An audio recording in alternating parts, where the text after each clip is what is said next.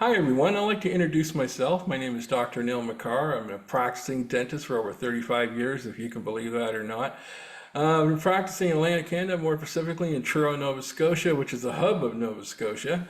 I enjoy dentistry immensely, and this is actually my first podcast, which is called Speak Easy Dental. This is the first issue, the first episode, and I'm very fortunate to have a guest that's agreed to be on here with, something that's been introduced, which is actually a great thing for Canada, which is the Canadian Dental Care Plan. I'd like to just about him a second, and then we'll get right at it. It's the Minister of Health of Canada, Mr. Mark Holland. He basically has been the health minister since July 26th of 2023. If you look him up on the internet, he's got a long and wonderful resume of what he's done for people, not only his local community, but in Canada also.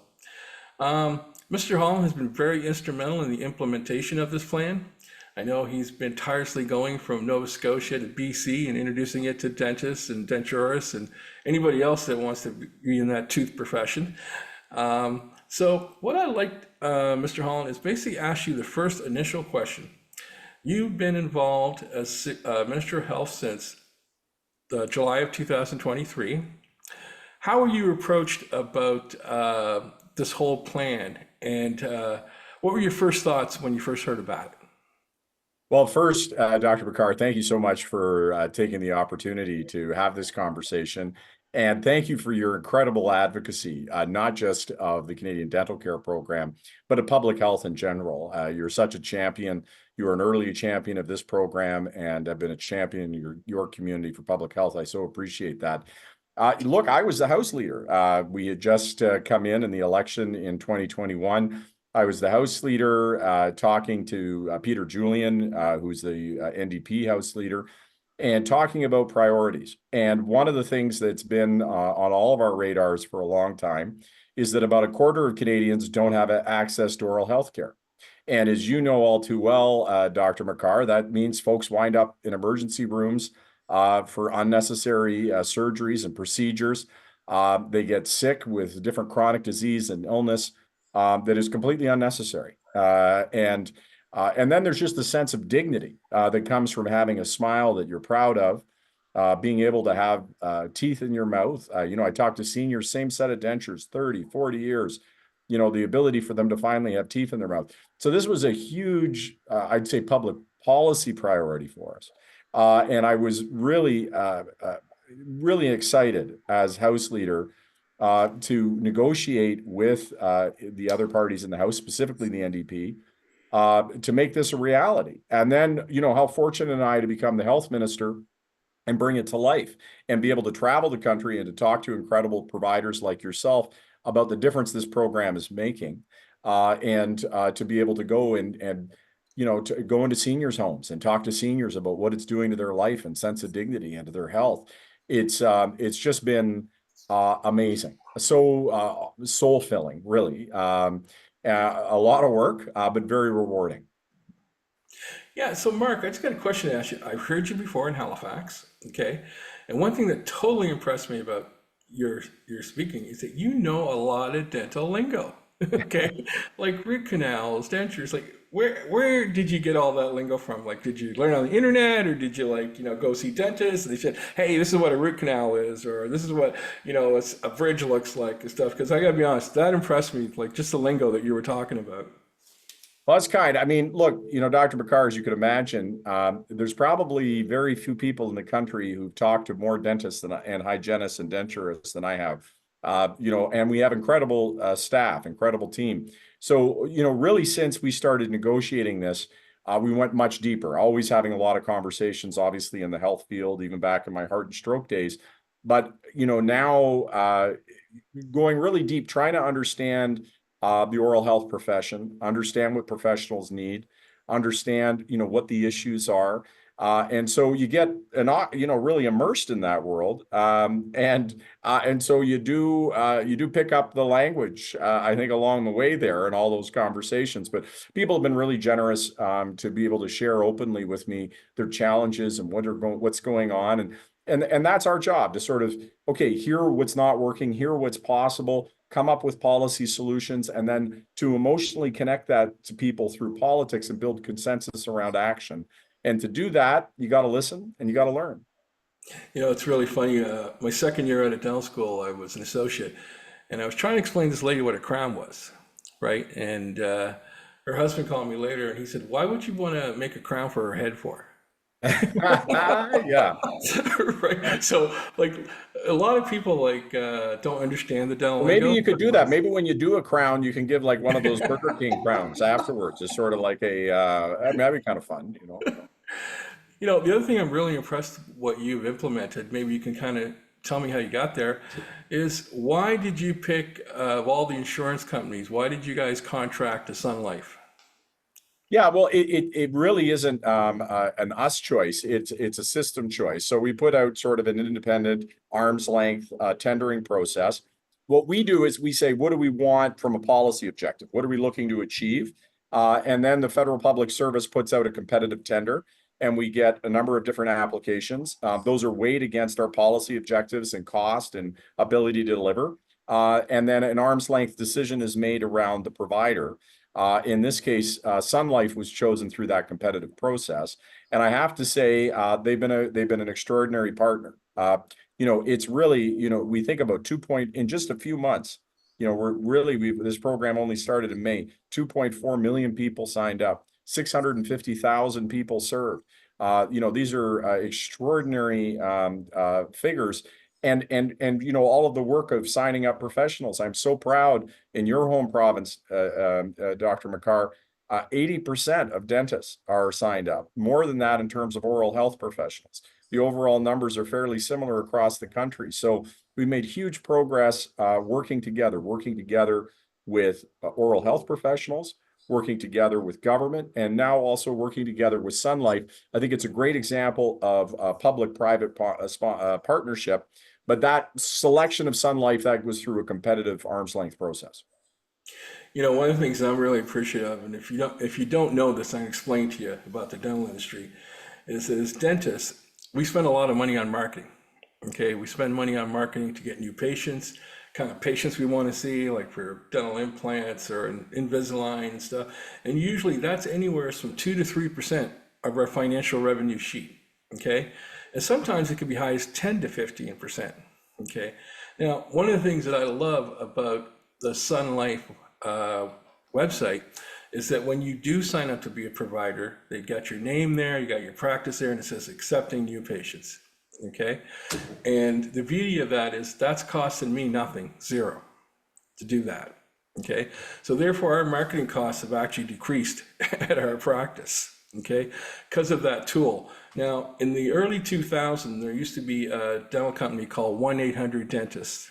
Okay, and basically what that was is that you signed up with this company and they would do the same thing as Sun Life. They would do a search engine and, hey, this is a dentist located in Truro. But Mark, that costs a dentist $500 to $1,000 a month to be on that site, right? So I congratulate you guys with Sun Life because that 2 to 3% really helps us, right? And we don't have to pay that anymore, and Sun Life's doing all that for us. So that's one of the things that I really enjoy actually about the website. So I applaud you guys on that, the way they did Well, it. yeah, thanks, Dr. McCarr. And I want to say, you were right there at the beginning, and you were right there at the beginning because you have such a strong belief in public health and making sure everybody gets access to oral health.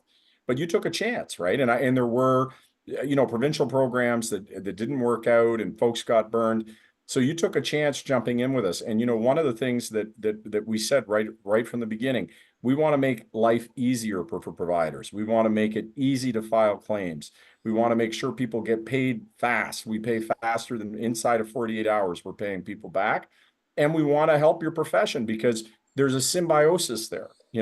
You having more patients you're seeing means more people are getting oral health care. That means more happy constituents because they're getting the care and treatment that they need. So there's a real symbiotic relationship there that I think is at the core of this program.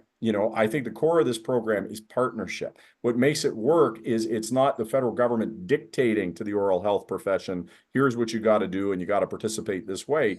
we still allow oral health professionals to have that independence to be able to run their own business. And then we work in partnership with them. And I actually think, Dr. McCarr, that this is going to not only help get more patients, no question about that, and reduce advertising costs.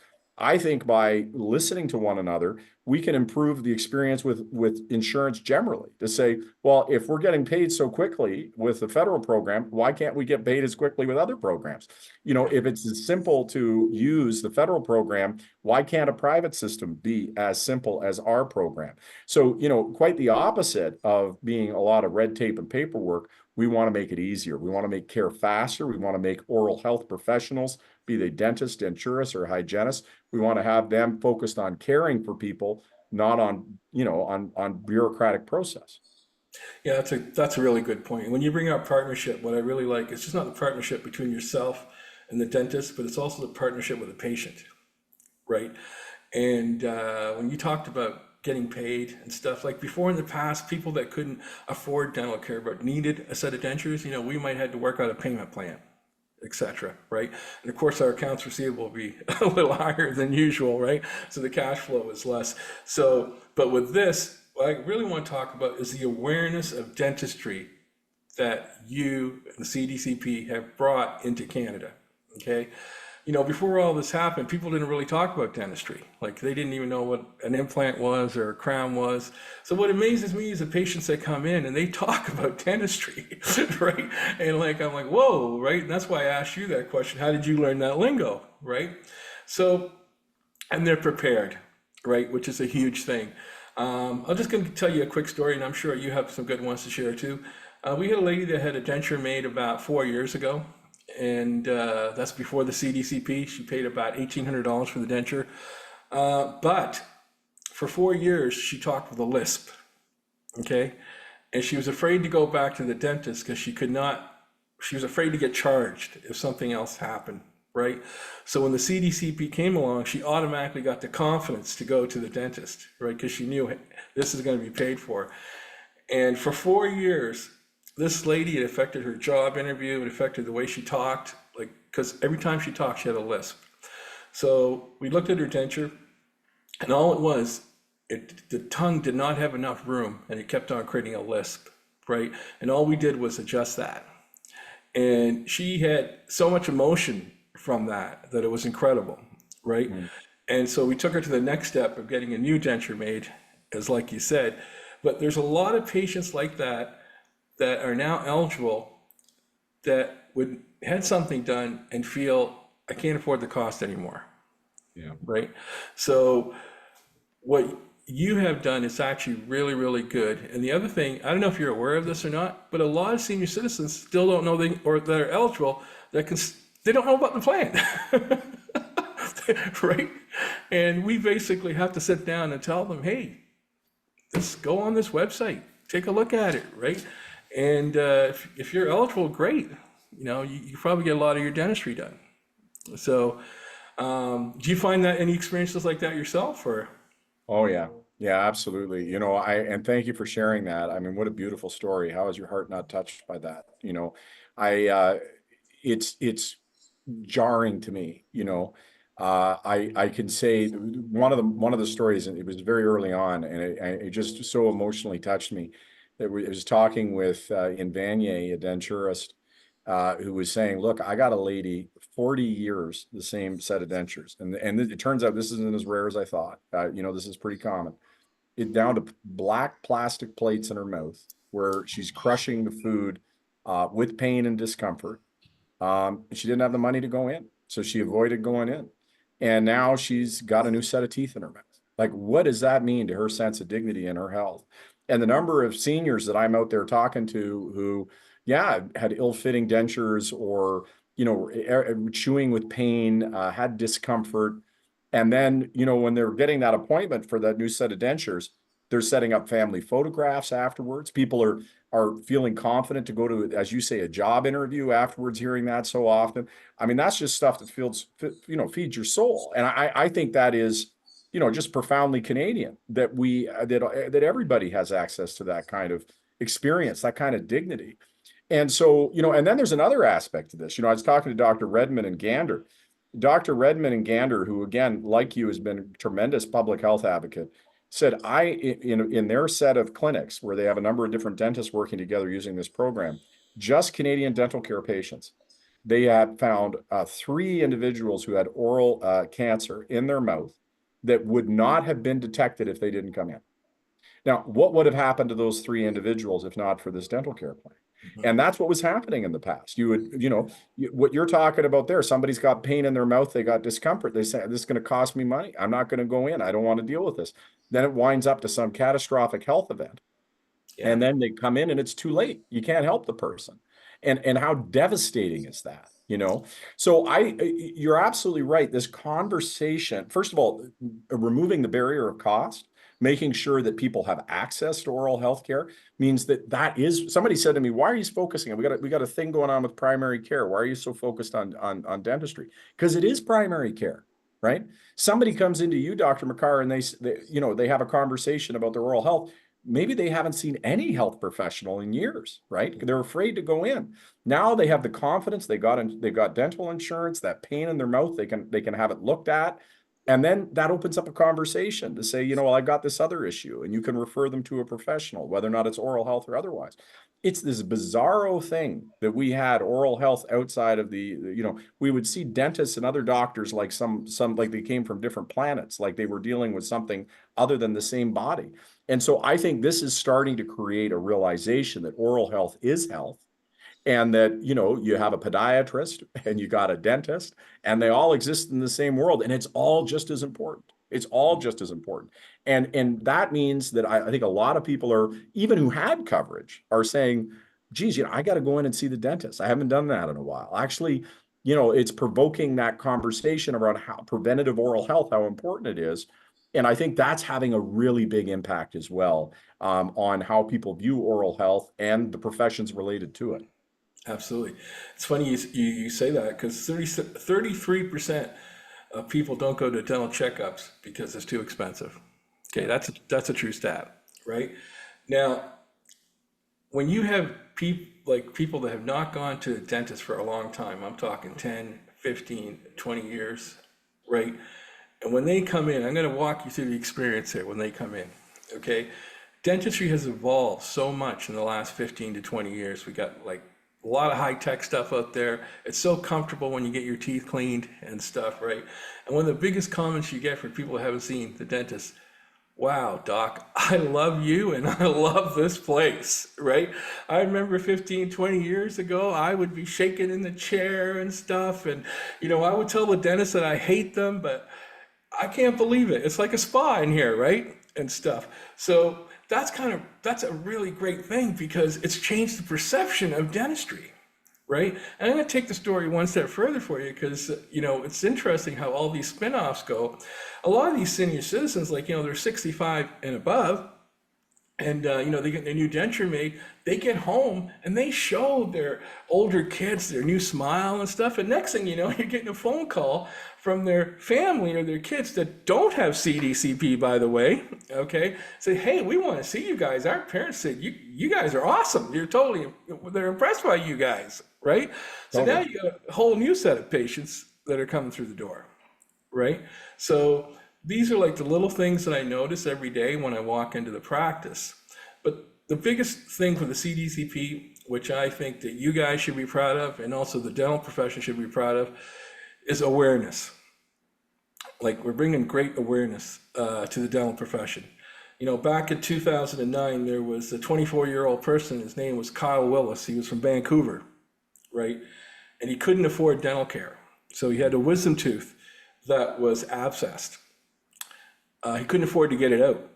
Okay, went to the hospital. Instead, he couldn't afford the antibiotics, so he got the painkillers, but he needed the antibiotics.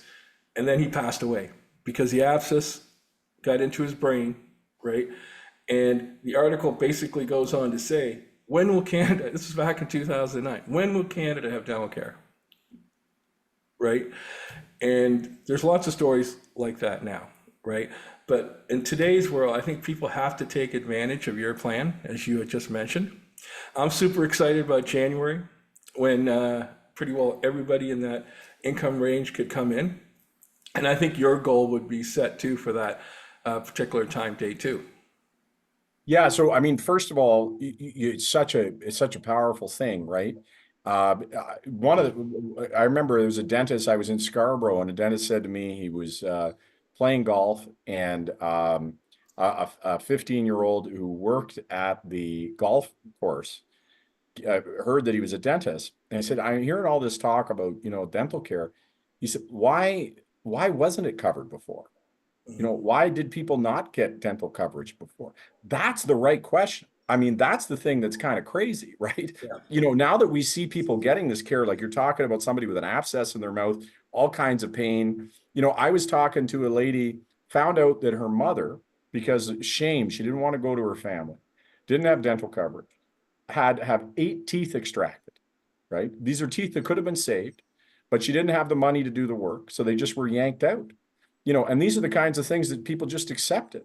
And it's a kind of barbarism that I think people are going to look back on and go, like, that was broken. Like, what were we doing? So it takes a lot to change something. But what I'm really excited about now, I get into town halls and people are talking about um, uh, you know, well, how I've got a private insurance and it's not as good as the public insurance. And they're like, I want insurance as good as that, So, and that's a much better conversation. That's a conversation now about not being lucky because you get oral health care, but expecting that everybody should have that kind of care and right. taking those issues out of the way. So Yeah. I think that's fundamentally important in terms of when we're going to go out to the whole population. Now, as you can appreciate, there's kind of a tug and a pull here. So we want to get as many oral health professionals signed up as possible. And we're talking about a huge number of people, 9 million people who are eligible. So you can't just bring everybody online at once, right? I mean, there's a lot of logistics. This is the biggest federal program that ever existed. So you got to do it step by step. And so we started with the most vulnerable seniors, and now we're up to everybody 65 and up. We also have everybody 18 and under. If you've got kids, please apply, and also persons with disabilities. And you're right, next year we're moving, we haven't set the date yet, but it will be next year. We're moving to the entire population. Everybody who is under 90,000 will have coverage. And that's huge. That's so important. But we have to make sure at the same time, we've been building up and having those, I've been going all over the country. You talk about why I know dental speak. I'm going every day and having conversations with hygienists and dentists and denturists and convincing people to sign up. And so are my colleagues. And that's why we're over 80%, not just in Nova Scotia, but across the entire country. And that means that now there's that much more capacity to help people out. Yeah. And I think dentists are saying, oh, this is easy to use. And just like you said, I think this is huge, Dr. McCarr. This group of patients that I'm helping over here, they have a really great experience, and then they talk to other people. It becomes a great driver for new business, for people who already had insurance and realize I really got to get in and see somebody. And then the big thing here is it's totally symbiotic because then the people are coming in early. And instead of part of the reason as well, aside from the improvement in care, is that if you see your dentist preventatively, then you never have to fear your dentist, right? Yeah. You don't have to, if you've taken good care of your mouth and you're going in regularly, then you don't have to fear that you're going to be needing, a root canal or, taking care of cavities or something much worse. This is just makes good plain sense. And it's sort of the conversation that we're creating. Yeah. I just want to talk a little about the supporting staff in the dental office, like the administration, the dental hygienists, and the dental assistants. Okay. And you probably might not know this back end story of mine, but when the dental CDCP was first offered way before May, of course, there was a lot of, like, hey, should I get involved? Shouldn't I get involved? And stuff like this, right? And as a dentist, I kind of listened to everything. So I think it was around the last week of April, my receptionist came up to me. She goes, why don't we just try it? Let's try it, right? And so she did the whole thing in front of me, the EDI and everything. And it was so quick and so fast.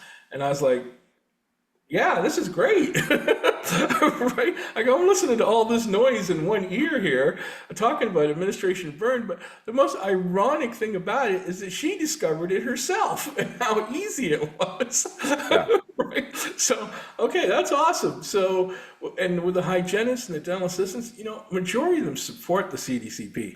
Okay. And you know why? Because they got family members also that it helps out. Yeah. Right. And so we know all about that. So it's been a really positive experience with the supporting staff, right? So, and they also, when the hygienists clean their teeth, they always ask patients, "Hey, are you on the CDCP?" And stuff.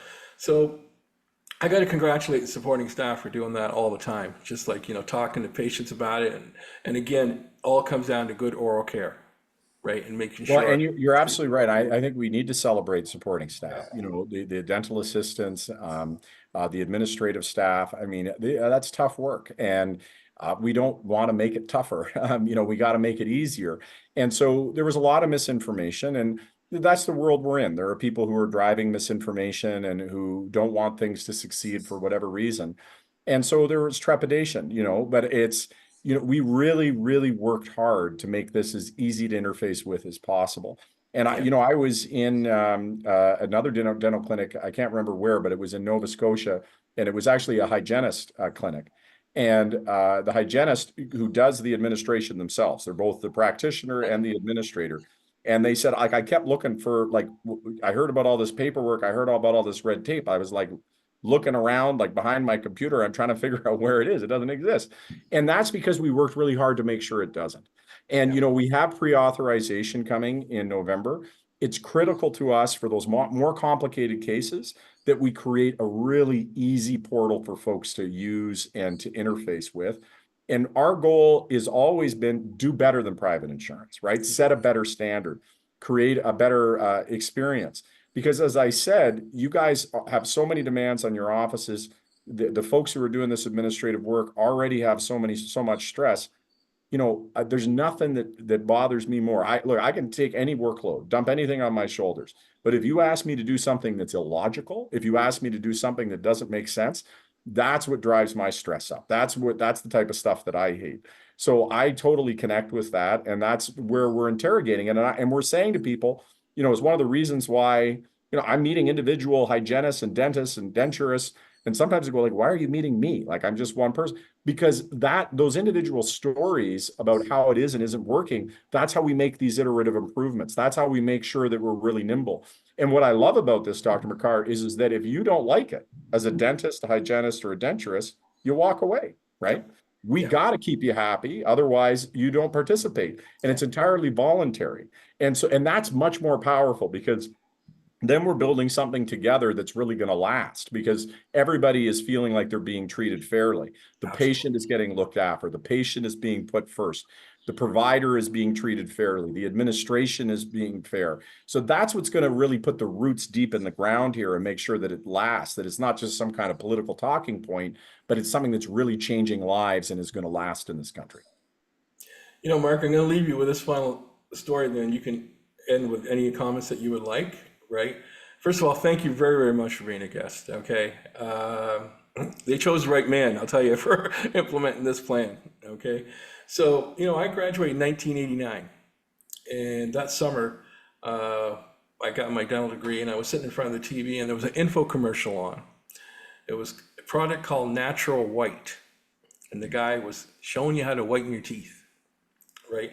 I'd never seen it before because in dental school nobody heard about teeth whitening back then, right? So immediately I go, wow, this is awesome, man. This is great, right? So I go talk to my colleagues, go talk to my instructors. Oh, that's a gimmick. Don't worry. Oh, don't even look at that stuff. That's crap. Da, da, da, da, and all this stuff, right? I go, well, I go, I don't know. I go, I think people are really going to like this, right? Anyways, I didn't pursue it because I'm just a young dental student, young dentist listening, to my peers, right? And today, teeth whitening is $1 billion industry. Everybody wants their teeth whitened, right?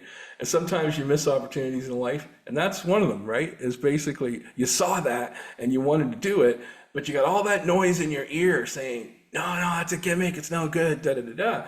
So I just want to leave this quote with you, and it really it's also relates to the CDCP, right? And it says a brand is no longer what we tell the customer it is. It's what customers tell each other it is. And that's how I feel we'll spread the word of the CDCP, right? Because it is a brand, basically, and customers are the patients, and they are spreading the word, right? They're doing the work for us right now. just like with everything else in dentistry, like dental implants, Invisalign, teeth whitening, it's a brand. And the nice thing about this brand is it doesn't cost the patient anything when they go in and get their oral care. So if you want to end any final comments with this, I truly appreciate you having as a guest on this first episode. Okay, it's been inspiring. I wanted to really make this episode so patients could understand it too, just not the dental profession, right? So if you want to end it off, go ahead, sir. Well, first, congratulations on doing this. I think it's so important to be able to have conversations about oral health and to put this together. So thanks for doing that. Thanks for having me as a guest. And let me just kind of riff off your great comment there at the end. When you're talking about building a brand, it is really important that the Canadian Dental Care Plan be something that people see and feel really proud of. I really see this. I mean, this is the largest change to our healthcare system since healthcare started, and it is huge for oral health. But it's also a declaration of where healthcare needs to go generally. We need to be upstream. We need to be involved in prevention. We need to be seeing problems early before they become really bad. And so, if you take a look at what we're doing in pharmacare, we're doing in school food, what we're doing with our agreements on primary care and aging with dignity, it's all about moving us out of a system based on crisis and illness and moving us into a system of prevention. 70% of chronic disease and illness is avoidable. Our hospitals are filled with people who should have never been there, who we could have avoided ever being there. And that's, as a society, where we need to focus, not just because it's going to save us absolute boatloads of money, but also from a matter of social justice and equity and outcomes. It's just the right thing to do. And can you imagine what it means to our productivity? If you can't eat because you've got pain in your mouth, or if you have a smile you aren't proud of, imagine the effect that has on your productivity. And you can start looking at that across the entire health system. This is really at the center of a transformation that we need to make happen writ large. And having that confidence that we can do big things, we can make big changes, we can be ambitious about where our health system can go. People can have hope in their heart, because a lot of times in this world, Dr. McCarr, people are told, don't hope, right? Accept things are bad. That's the way it is. Get whatever you can get, and then just accept that it's a tough, rough world. But if we help each other, if we work collaboratively, if we realize that within us is the spirit of cooperation to achieve wonderful and great things, then it makes more great things possible. And it makes people be more ambitious. And we should be ambitious for our country. We should have great ambition to make our country ever better, and to create our healthcare system to be something ever more perfect, ever something more proud of. And that's what this is about. And, there's still lots of problems to go. They keep me up at night, but the only way you get to change is making a step at a time and making one improvement at a time. And this is a big, huge leap forward. I want to thank you and all providers who've been extraordinary participants in this. I've learned so much. We've been able to really build a great program. We've got lots of work left to do. But really, thank you for your advocacy. Thank you for the work you do in your community, for your passion for oral health, and for the way you care for your patients. And I'm really excited about the days ahead, and to see more of your podcasts. Mark, Minister of Health for Canada, Mr. Mark Holland, I truly, truly appreciate you being on this. Like I said, you are very inspiring, sir. And they picked the right man for the job.